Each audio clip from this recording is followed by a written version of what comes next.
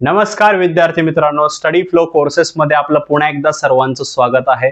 मित्रांनो, आज आपण इंजिनिअरिंग अंतर्गत येणारा बीटेक बायोटेक्नॉलॉजी या कोर्स बद्दल माहिती पाहणार आहोत की हा कोर्स काय आहे, बायोटेक्नॉलॉजी ऍक्च्युअल काय आहे, याच्यामध्ये काय शिकवलं जातं, पुढे जॉब ऑपॉर्च्युनिटीज कोणकोणत्या आहेत, कुणी हा कोर्स चूज करायला पाहिजे, याचा सिलेबस काय आहे, या प्रश्नांची उत्तरे तुम्हाला या व्हिडिओमध्ये मिळतील. त्याच्यामुळे हा व्हिडिओ एंड पर्यंत पहा आणि चॅनलवर जर नवीन आलेला असाल तर सबस्क्राईब नक्कीच करा. So let's begin.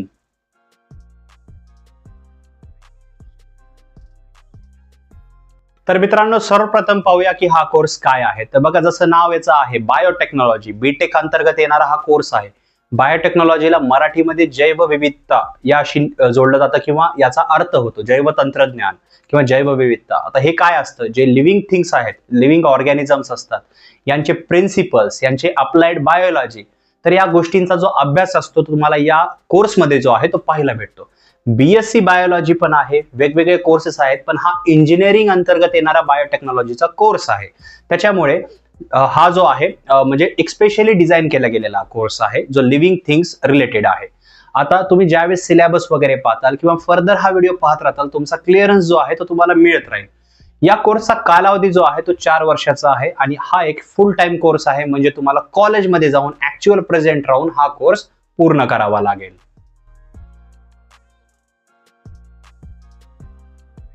तर मित्रांनो, आता आपण या कोर्सची शैक्षणिक पात्रता पाहूया. जर तुम्हाला या कोर्सला ऍडमिशन घ्यायचं असेल तर प्रोसिजर काय काय लागतं, म्हणजे किंवा डॉक्युमेंट्स काय काय लागू शकतात. तर बघा, दरवर्षीच्या मिडल मध्ये म्हणजे जून जुलै मध्ये ज्यावेळेस 12वीच्या परीक्षा संपलेल्या असतात, फेब्रुवारी मार्च मध्ये, त्याच्यानंतर नेमकं 2 ते 3 महिन्यामध्ये तुम्हाला जे आहे याचे नोटिफिकेशन पाहायला मिळतात. कॉलेज तुम्हाला ऑलरेडी सिलेक्ट करून ठेवावं लागेल किंवा कॉलेजच्या नोटिफिकेशनवर तुम्हाला लक्ष ठेवावं लागेल. कॉलेज आपण पुढे पाहणार आहोत कोणकोणते कॉलेजेस आहेत. तुम्ही सीईटीची एक्झाम दिलेली असणार आहे. सीईटीची एक्झाम जी असते त्याचे मार्क्स जे असतात ते कन्सिडर केले जातात. त्याचबरोबर काही कॉलेजमध्ये, म्हणजे मोस्ट ऑफ कॉलेज, महाराष्ट्रामधलं मी बोलत आहे, बऱ्याच कॉलेजमध्ये तुमच्या 12वीच्या मार्क्सच्या बेसिसवर तुम्हाला ऍडमिशन दिलं जातं. तुम्ही 12वी पास आउट असणं गरजेचं आहे. ते पुढे पाहणार आहोत ऍडमिशन प्रोसेसमध्ये कशा प्रकारे.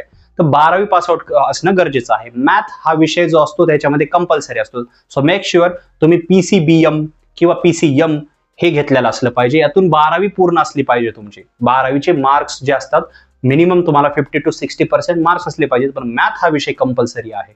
मॅथ का विषय कंपल्सरी असतो, इंजिनिअरिंगचा कोणताही कोर्स तुम्ही घेणार असाल तर तिथं मॅथ हा विषय कंपल्सरी असतोच. त्याशिवाय तुम्हाला इंजिनिअरिंगच्या क्षेत्रामध्ये कोर्स करता येत नाही. सो मेक शुअर मॅथ असलं पाहिजे. त्याचबरोबर 12वीच का लागते, हा एक अंडर ग्रॅज्युएट म्हणजे डिग्री स्तरावरील कोर्स आहे, त्याच्यामुळे तुमची 12वी पूर्ण असणे गरजेचे राहते. तर मित्रांनो, आता आपण याच्या ऍडमिशन प्रोसेस बद्दल पाहूया. याच्यामध्ये तुम्हाला पूर्ण क्लिअरन्स जो आहे तो तुम्हाला मिळून जाईल. तर याची ऍडमिशन प्रोसेस जी असते ती तुम्ही ऑनलाईन ॲज वेल एज ऑफलाईन पद्धतीने करू शकता, म्हणजे दोन्ही हायब्रिड मोड तुम्हाला इथं पाहायला मिळतो. सर्वात प्रथम तुम्ही सीईटीची परीक्षा दिली पाहिजे, कारण सीईटीची परीक्षेचे मार्क्स जे असतात ते मोस्ट ऑफ कॉलेजमध्ये पाहिले जातात. आता याच्यामध्ये काय असतं, आता मोस्ट ऑफ कॉलेजमध्ये पाहिले जातात, पण काही कॉलेजमध्ये तुमचे 12वीचे मार्क्स पाहिले जातात. 12वी मध्ये तुम्हाला 50-60% मार्क्स असतील आणि जर तुम्ही रिझर्व्ड कॅटेगरी मधून येत असाल, एससी एसटी ओबीसी या प्रवर्गातून येत असाल तर अतिरिक्त 5-10% तुम्हाला सूट मिळू शकते. अदरवाइज नॉर्मली 50% मार्क्स असतील, सगळे विषय क्लिअर असतील, पास आउट असतात, तरी ऍडमिशन जे असते मिळून जातं. याला डायरेक्ट ऍडमिशन म्हणतात. म्हणजे डायरेक्टली तुम्ही कॉलेजमध्ये जाऊन किंवा वेबसाईटवरती डायरेक्टली याचा ऍडमिशनसाठी अप्लाय करू शकता. सिंपल तुमचे जेही डॉक्युमेंट्स असतात, डोमासाईल, नॅशनॅलिटी, आधार कार्ड, तुमचं जे 10वी 12वीचे मार्कशीट्स असतात, तर हे सगळं ओरिजिनल डॉक्युमेंट तुम्हाला कॉलेजमध्ये सबमिट करावं लागतात. कॅप राऊंड सुद्धा असतात. कॅप राऊंड थ्रू सुद्धा सेम प्रोसेस असते आणि तुम्ही फी ज्यावेळेस पे करता तुमचं ऍडमिशन कन्फर्म होतं. सेमिस्टर वाईज तसेच वार्षिक फी ही पाहायला भेटते. आणि तुम्ही जर 4 वर्षाची एकदा द्यायला जरी तुम्ही हो म्हणलात तरी कॉलेजवाले नाही म्हणत नाहीत, कारण सर्व पैशांचाच खेळ आहे. कॉलेज लोअर टियर पासून हायर टियर पर्यंत सर्व पैशांवरच चालतं आणि फी सुद्धा तुम्हाला तशीच पाहायला मिळते. ती आपण पुढे पाहणार आहोत. दुसरं असतं एंट्रन्स एक्झाम बेस. आता एंट्रन्स एक्झामचं काय आहे, तर बघा, महाराष्ट्राच्या बाहेर जर तुम्हाला हा कोर्स करायचा आहे किंवा तुमच्याकडे चान्स आहे, जर तुम्हाला देशाच्या बाहेर हा कोर्स करायचा आहे, तर खूप सारे कॉलेज जे आहेत, युनिव्हर्सिटी आहेत, तिथे हा कोर्स ऑफर केला जातो. पण तिथे एंट्रन्स एक्झाम जी असते ती देणं मस्ट असते. त्या एंट्रन्स एक्झाम कोणत्या बेसिसवर असते, तुम्ही 11वी 12वी जी तुम्ही परीक्षा दिलेली आहे किंवा तुम्ही जेईचं प्रिपरेशन केलं असेल किंवा तुम्ही सीईटीचं प्रिपरेशन केलं असेल, तर याच बेसिसवर तुमची एंट्रन्स एक्झाम घेतली जाते. हे एंट्रन्स एक्झाम तुम्हाला पास व्हावे लागतं, मेरिटमध्ये यावं लागतं. तुमची सीट जी असते ती नंतर रिझर्व्ह होते किंवा तुम्हाला नंतर क्लेम करता येते आफ्टर पेइंग द फी. पण हे तुम्हाला पाहायचं आहे कॉलेज चूज करायच्या आधी त्याची फी आणि तिथे एंट्रन्स एक्झाम घेतली जाते का. म्हणजे ऍडमिशन प्रोसेसमध्ये तुम्हाला direct admission as well as merit based admission process जी असते ती पाहायला मिळते. अधिक माहिती जर वाचायची असेल तुम्हाला तर डिस्क्रिप्शन मध्ये फर्स्ट लिंक आहे, तिथे क्लिक करून तुम्ही पूर्ण माहिती रेडी करू शकता.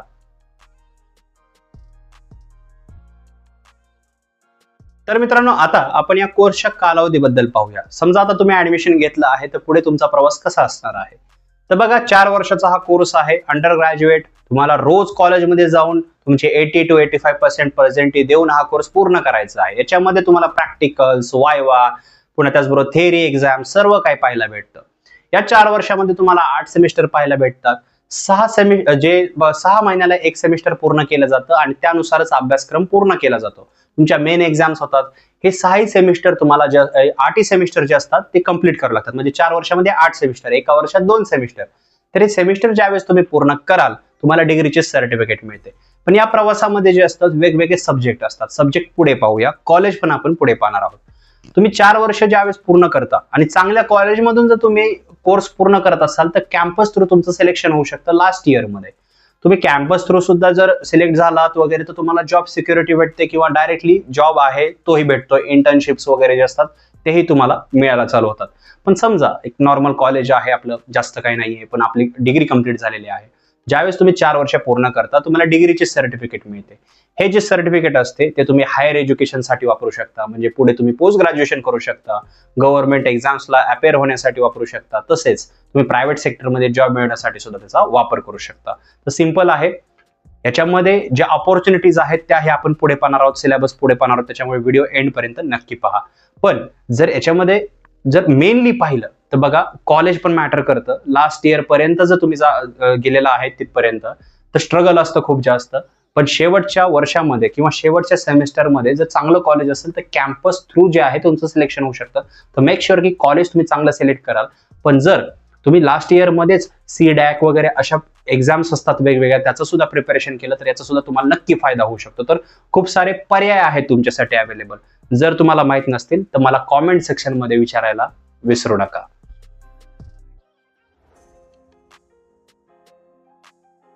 मित्रांनो, आता आपण याच्या कॉलेजेस बद्दल पाहणार आहोत. तर मित्रांनो, याचे कॉलेजेस तुम्हाला ऑल ओव्हर महाराष्ट्रामध्ये पाहायला भेटतात, ॲज वेल ॲज महाराष्ट्राच्या बाहेर वेगवेगळ्या राज्यांमध्ये तसेच भारताच्या बाहेर सुद्धा पाहायला भेटतात. आता हे तुमच्यावर डिपेंड आहे की तुम्हाला हा कोर्स कोणत्या कॉलेजमधून पूर्ण करायचा आहे. महाराष्ट्रातून करायचा आहे की महाराष्ट्राच्या बाहेर वेगवेगळ्या युनिव्हर्सिटीमधून किंवा भारताच्या बाहेर जर तुमच्याकडे रिसोर्सेस असतील तर. महाराष्ट्रामधले मेनली कॉलेज पाहिले तर पुण्यामध्ये DY पाटील कॉलेज आहे, तसेच तुम्हाला PICT कॉलेज आहे, तसेच भारती विद्यापीठ आहे, तिथे सुद्धा इंजिनिअरिंगचे ब्रांचेस आहेत, तिथे सुद्धा हा कोर्स ऑफर केला जातो. मुंबईमध्ये कॉलेज ऑफ इंजिनिअरिंग आहे, झेवियर्स कॉलेज आहे इंजिनिअरिंग, तर तिथे सुद्धा तुम्हाला जे आहे इझिली ऍडमिशन मिळतं. तसेच छत्रपती शिवाजी महाराज युनिव्हर्सिटी, कोल्हापूर युनिव्हर्सिटी आहे, नागपूर युनिव्हर्सिटी आहे, DBATO युनिव्हर्सिटी आहे, बाबासाहेब आंबेडकर टेक्नॉलॉजिकल युनिव्हर्सिटी लोणेरे, तर हे सुद्धा युनिव्हर्सिटी आहे. इथे सुद्धा हा कोर्स जो आहे तो ऑफर केला जातो. या कॉलेजेसची फी कॉलेजनुसार जी असते ती व्हेरी करते. काही ठिकाणी कमी पाहायला भेटेल, काही ठिकाणी जास्त पाहायला भेटेल. पण मेक शुअर ही फी जी असते ती सेमिस्टर वाईज असते किंवा डायरेक्टली पण तुम्ही फी पे करणार असाल तर कॉलेज त्यासाठी नाही म्हणत नाही. तुम्ही 4 वर्षाची फी पे करू शकता एकदाच. पण स्मार्टली जर सांगितलं तर माझं सजेशन असेल तर तुम्ही सेमिस्टर वाईज जे असतील तशीच फी भरू शकता. कारण खूप सारे विद्यार्थी जे असतात इंजिनिअरिंग ड्रॉप करतात. ह्याचं कारण आपण लास्टला पाहणार आहोत. तर ते काय आहेत. तर अशा प्रकारे जे आहेत त्याच्यामध्ये कॉलेजेस आहेत महाराष्ट्रामध्ये. महाराष्ट्राच्या बाहेर जर पाहिलं तर LP युनिव्हर्सिटी आहे, ज्याला लवली प्रोफेशनल युनिव्हर्सिटी म्हणलं जातं, तसेच चंदीगड युनिव्हर्सिटी आहे, कर्नाटका युनिव्हर्सिटी आहे, कोइंबतूर युनिव्हर्सिटी आहे, D युनिव्हर्सिटी आहे. तर या युनिव्हर्सिटीजमध्ये हा कोर्स ऑफर केला जातो. इतरही युनिव्हर्सिटीज आहेत. इथे फी तुम्हाला स्लाइटली हायर पाहायला भेटते, थोडी जास्तच पाहायला भेटते, कारण तुम्हाला तिथे कोर्स करायचा आहे, महाराष्ट्राच्या बाहेर कोर्स करायचा आहे. याची एंट्रन्स एक्झाम असते, ही लक्षात ठेवायचं आहे तुम्हाला. एंट्रन्स एक्झाम शिवाय तुम्ही त्या कॉलेजला ऍडमिशन घेऊ शकत नाही. काही युनिव्हर्सिटी तुम्हाला डायरेक्ट ऍडमिशन देऊन टाकतील, पण जे प्रेस्टिजियस असतात जे युनिव्हर्सिटी मोठ्या, तर तिथे एंट्रन्स एक्झाम ही मस्ट असते, ती तुम्हाला पास आउट करावी लागते. तर बाकी हे जी इन्फॉर्मेशन आहे ती तुम्ही मला इथेच कॉमेंट सेक्शन मध्ये विचारू शकता किंवा मॅक्झिमम जर तुम्हाला याच्याबद्दल माहिती पाहिजे असेल तर कॉमेंट सेक्शन मध्ये जे आहे तिथेही विचारून किंवा डिस्क्रिप्शन मध्ये लिंक आहे, फर्स्ट लिंक, तिथे क्लिक करून जे आहे तुम्ही याची माहिती रीड करू शकता. तर मित्रांनो, आता आपण या कोर्सचा सिलेबस पाहणार आहोत. याचा सिलेबस पाहिल्यानंतर तुम्हाला क्लिअरन्स मिळून जाईल की या 4 वर्षामध्ये जे 8 सेमिस्टर पाहायला भेटतात त्याच्यामध्ये कोणत्या प्रकारचे सब्जेक्ट तुम्हाला पाहायला मिळतात. तर जसं तुम्ही स्क्रीनवर पाहू शकता, यामध्ये तुम्हाला English, physics, chemistry, mathematics, engineering mechanics, तसेच value education, principles of environmental science, computer lab, workshop practices, तसेच chemistry lab, fluid mechanics, basic biochemistry, basic human anatomy and physiology, signals and system, biochemistry lab, तसेच bio signal processing, medical imaging techniques, principles of communication engineering, तसेच bio signal processing, इलेक्टिव्हचे subjects पाहायला भेटतात, virtual instrumentation पाहायला भेटतं, तसेच advance medical physics पाहायला भेटतं. तर हे वेगवेगळे सब्जेक्ट आहेत जे तुम्हाला या 8 सेमिस्टरमध्ये अभ्यासायला मिळतात. आता जे इथं मी सब्जेक्ट सांगितलेले आहेत ते खूप शॉर्टमध्ये सांगितलेले आहेत. जर तुम्हाला पूर्ण सब्जेक्ट रीड करायचा असेल तर स्टडी फ्लो कोर्सेसला जे आहे तुम्ही डायरेक्टली सर्च करून या कोर्स रिगार्डिंग किंवा डिस्क्रिप्शनच्या लिंकचा वापर करून रीड करू शकता. अदरवाईज सिंपल आहे, या व्हिडिओला पॉज करा आणि डायरेक्टली तुम्ही स्क्रीनवरच याचे सब्जेक्ट जे आहेत ते रीड करू शकता. मित्रांनो, या सब्जेक्टवर ज्यावेळेस आपण फोकस करतो याच्यामध्ये तुम्हाला इंजिनिअरिंगशी रिलेटेड जसं फिजिक्स, केमिस्ट्री, बायोलॉजी हे तर सब्जेक्ट पाहायला भेटतातच जे इसेन्शियल आहेत. पण याच्यामध्ये बायोटेक्नॉलॉजी रिलेटेड जे जैव तंत्रज्ञान असतं या रिलेटेड जे आहेत तुम्हाला सब्जेक्ट पाहायला भेटतात. ह्युमन अॅनाटॉमी सारखे सब्जेक्ट आहेत, तसेच जैव तंत्रज्ञानाशी रिलेटेड अजूनही मोठे सब्जेक्ट आहेत. तर हे सब्जेक्ट जे आहेत त्याच्यामध्ये कव्हर केले जातात. बाकी या सब्जेक्ट रिलेटेड जर तुम्हाला अधिक माहिती पाहिजे असेल तर आम्हाला इंस्टाग्रामवर कॉन्टॅक्ट करायला विसरू नका. त्याचीही लिंक मी डिस्क्रिप्शन मध्ये दिलेली आहे. बाकी याच्यामध्ये जे तुमचे प्रश्न असतील, फक्त सब्जेक्टचा नाही, बाकी कोणताही तुमचा ऍडमिशन रिलेटेड असेल किंवा कन्फ्युजन असेल, तुम्ही आम्हाला तिथे कॉन्टॅक्ट करून जे आहे ते याच्याबद्दल माहिती विचारू शकता. ऍब्सोल्युटली फ्री आहे, कोणतेही चार्जेस नाहीत. सो मेक शुअर डिस्क्रिप्शन मध्ये इंस्टाग्रामची लिंक आहे, तिथे आम्ही तुम्हाला हेल्प करू.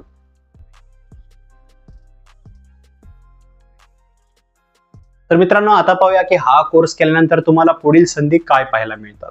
तर बघा, तुम्हाला वेगवेगळ्या संधी पाहायला मिळतात. सर्वप्रथम जी असते ती असते हायर एज्युकेशन. हा बीटेक मधला कोर्स आहे. पुढे तुम्ही एमटेक किंवा एमई सुद्धा करू शकता.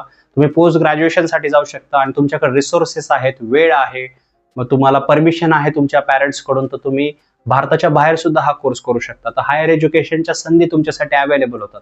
याचा फायदा काय, तर बघा, तुम्हाला हायर स्किल्स, तुमचे रिसर्चर्स हे तुम्हाला मदत करतील एक अजून बेटर जॉब मिळवण्यासाठी, प्रायव्हेट सेक्टरमध्ये किंवा मोठ्या कंपनीमध्ये जाण्यासाठी. तिथे तुम्ही हायर पॅकेजेस, करोडो रुपये मिळवू शकता, कमवू शकता. पण हे सर्व तुमच्या अभ्यासावर डिपेंड आहे, तुमच्या स्किल्सवर डिपेंड आहे. दुसरं जो तुमच्याकडे ऑप्शन आहे ते आहे गव्हर्नमेंट जॉब प्रिपरेशनचं. आता तुम्ही ज्यावेळेस ही डिग्री कंप्लीट करता, तुम्ही ऑटोमॅटिकली जे असतात वेगवेगळ्या गव्हर्नमेंट जॉबच्या जे असतात एंट्रन्स, म्हणजे तुम्हाला प्रवेश मिळतो. तिथं डिग्रीची रिक्वायरमेंट असते. तर तुम्हाला त्याचा अभ्यास जो असेल तो तुम्हाला इंजिनिअरिंग चालू असतानाच ठेवावे लागेल.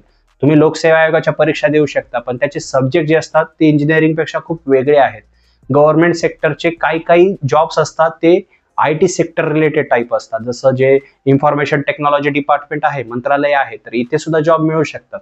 हे तुम्हाला लक्ष ठेवावे लागेल की तिथे कशा प्रकारे जायचं आहे, कशा प्रकारे एक्झाम्स क्रॅक करायचे आहेत. त्यासाठी डेडिकेशन, अभ्यास हे तुमचं असलं पाहिजे.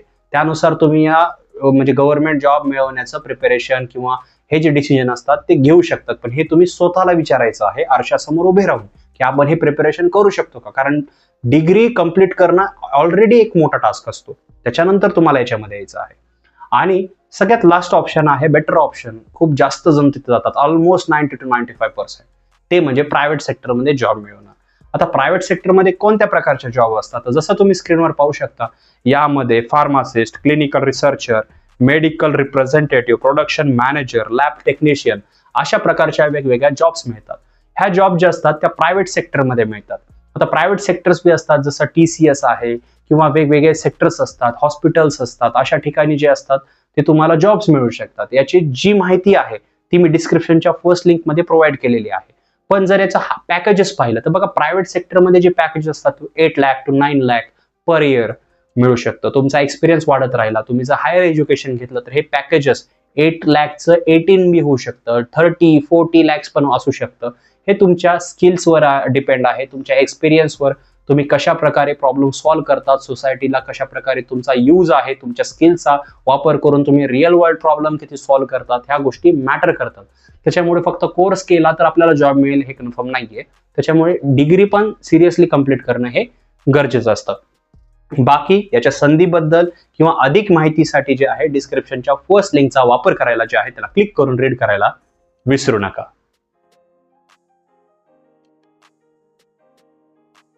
तर मित्रांनो, आता पाहूया की हा कोर्स का आणि कोणी निवडावा. सर्वप्रथम विद्यार्थी मित्रांनो, जर जैव तंत्रज्ञानाशी रिलेटेड म्हणजे बायोटेक्नॉलॉजी रिलेटेड तुम्हाला कोर्स करायचा आहे इंजिनिअरिंग अंतर्गत, तर हा कोर्स तुमच्यासाठी बेस्ट आहे.